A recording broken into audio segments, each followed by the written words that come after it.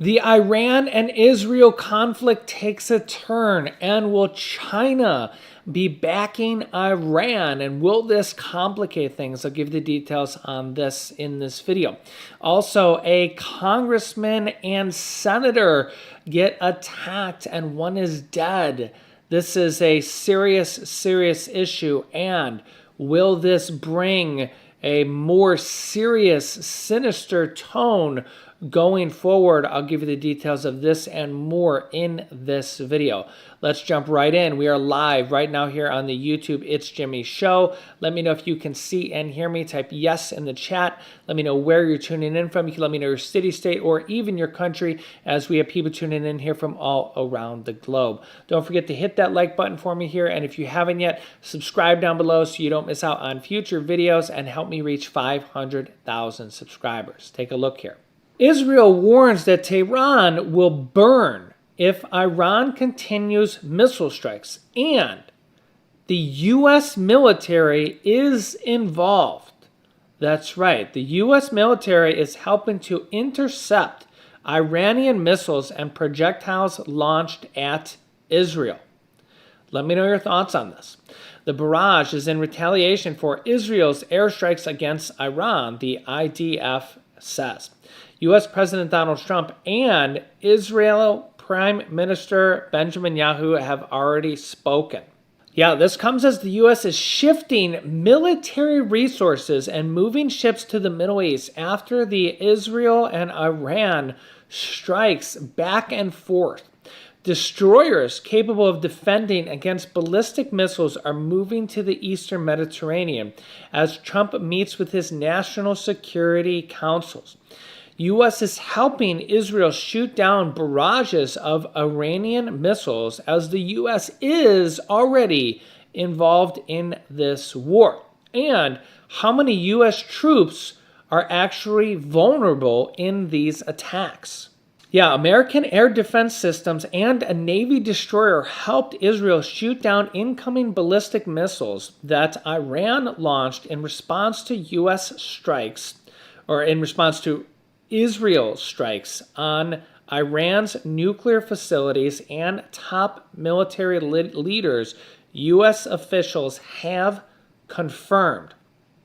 The U.S. has brought both ground-based Patriot missile defense systems and terminal high-altitude air defense systems in the Middle East capable of intercepting ballistic missiles, with which Iran has fired with multiple barrages in retaliation for Israel's attacks. A Navy destroyer in Eastern Mediterranean Sea also shot down Iran's missiles that have been headed toward Israel, another official have said. The U.S. Navy has directed the destroyer USS Thomas Hudner, which is capable of defending more ballistic missiles, to begin sailing from the Western Mediterranean Sea toward the Eastern Mediterranean Sea, and has directed another destroyer to begin moving forward so it can be available if requested by the White House, U.S. officials have also confirmed.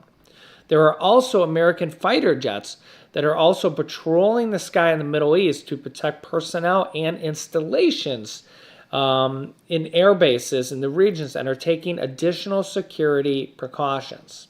Now, there are 30,000 troops, U.S. troops, on bases in the Middle East, and there are about 40,000 troops in the region right now, according to U.S. officials.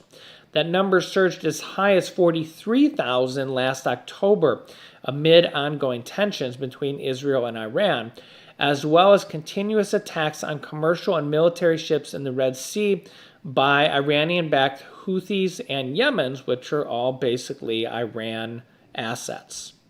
Now, much of Iran's nuclear facilities and nuclear assets have been, what we think, destroyed or partially destroyed or damaged from these attacks by Israel. Their attack struck all the systems, resources, and personnel who led Iran's drive for nuclear weapons program, enrichments and storage facilities, missile launch sites, nuclear scientists driving the research, and the military leaders responsible for implementing it. Israel also targeted their principal enrichment facility for a second time, as well as their nuclear facilities. Multiple floors at the facilities have been destroyed, according to Israel Defense Forces, including their main hall housing uranium enrichment centrifuges and that provided fuel for a nuclear weapon. Initial reports suggest that dozens of Iranian launchers, missile storage facilities, and other military sites have been destroyed. Gone are Iranian military's commander-in-chief, one of their main generals, their commander of the Islamic Revolutionary Guards, another general, and another commander of their air force, and another general, and several of their senior aides, and as well as several of their nuclear researchers and the former head of Iran's Atomic Energy Organization. I actually said in a previous video that Iran and Russia and all of Iran's assets, like, the Houthis, Hamas, all those people in the region, negotiations haven't led anywhere. They have just continued on with the nuclear bomb, building towards that for years to no avail. So it's either you just keep letting them build the nuclear bomb or you do something about it. And apparently Israel did something about it. And, the same thing is going on here with Russia. We just seen here, it's been several days now since Russia and Vladimir Putin has passed Trump's deadline. And, well, Russia and Putin just, Trump gave them a deadline and they've just passed it. So the question is, what's next for Vladimir Putin and Russia? Well, it's a different story because they have so many nuclear weapons. If they didn't, this would be a different story for Russia and Vladimir Putin. But you have to handle them with a different story because, well, they have nuclear weapons. Now, China expresses backing for Iran, opposition to Israel's strikes, separate calls. So the question here is China and Russia, are they going to back Iran? Or are they going to say, well, you're on your own? We will see. China's already been supplying Iran with multiple stages of weapons, even though they say, we're not doing that. But we will see. Let me know your thoughts here in the comment section. Also, U.S. issues security alerts for Iran, Iraq, Israel, and Jordan, warns of missile attacks as we have, multiple thousands of people in the area, including, active military personnel. So let me know your thoughts here in the comment section on that. Minnesota lawmakers Melissa Hortman killed and State Senator John Hoffman wounded in, quote, you can see here, a manhunt is now underway for the person who was impersonating a police officer. Take a listen here to what happened. 2 Minnesota state lawmakers were shot in their homes overnight. Democratic Minnesota State Rep Melissa Hortman and her husband Mark Hortman were killed in what officials say was a targeted assassination. Another state lawmaker and his spouse were injured in the attack. The suspect escaped after an exchange in gunfire with police. There is an active manhunt for the shooter at this hour. Welcome to Fox News Live on a busy news day. I'm Mike Emanuel in Washington. For a reaction to the deadly shooting in Minnesota, let's bring in former FBI Special Agent Ren McEachern and former federal prosecutor Jonathan Fahey here in our Washington studio.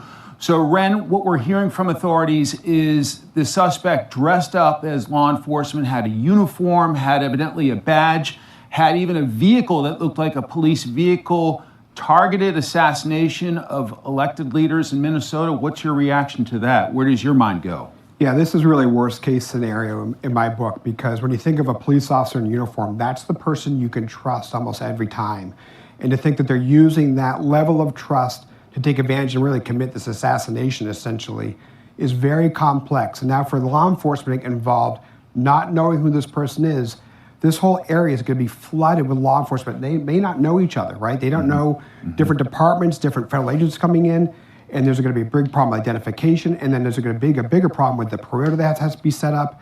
There are so many complexities of this crime, but this is horrific, and this is really going to be a trust issue going forward. One of the things that I thought was really important on the press conference where the police chief said is that when someone's approached by a police officer, they'll be in twos.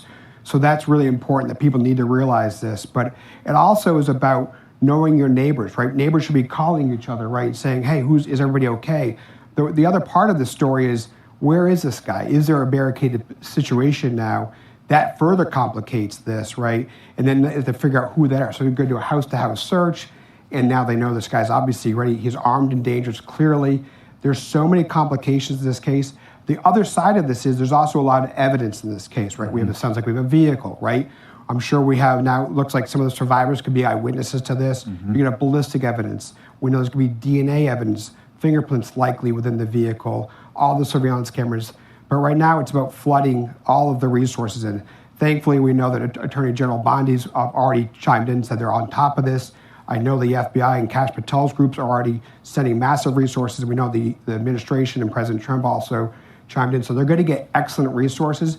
But right now it's about safety going forward for the community. So very scary stuff there. I'll keep you up to date here with everything going on here. And really quick, I want to share how folks are saving thousands on their Medicare and Medicare Advantage with my partner, Chapter Medicare. Nobody does Medicare how they do. They save people tons of money, on average $1,100 back in your pocket because of their system. And Medicare is a mess. But Chapter has advisors that can help you through all the systems and all the changes that have been happening here recently. They listen, they compare every single plan, and with this can mean a lot of savings for you. Like Ray, who commented here on one of my videos that he says he saved over $1,200 with just one phone call to Chapter. He says the advice Chapter gave me saved over $1,240. Thank you, Chapter, for your advice. Another comment says, Tim, he shared they found a better plan for him and he saved a lot of money. And I get comments like this all the time. And the best part is using Chapter Medicare is 100% free. And they could save you or a loved one who needs Medicare soon or is already on Medicare. See if they can find you a better plan that might save you or could put benefits back in your pocket a lot of money. Now, whether it's Medicare, Medicare Supplement, Medicare Part D, Medicare Advantage, they will find the plan that fits your needs. So call this phone number on the screen or click that link down below in the pinned comment and see if they can get you or your loved one a much better plan. Make sure to share this video with anybody that needs to hear this information and subscribe down below and click the bell icon so you don't miss out on future videos. It's completely free to do so. Click here to see the Fed and Trump's big announcement here. Thanks for watching, guys, and I'll see you in the next video.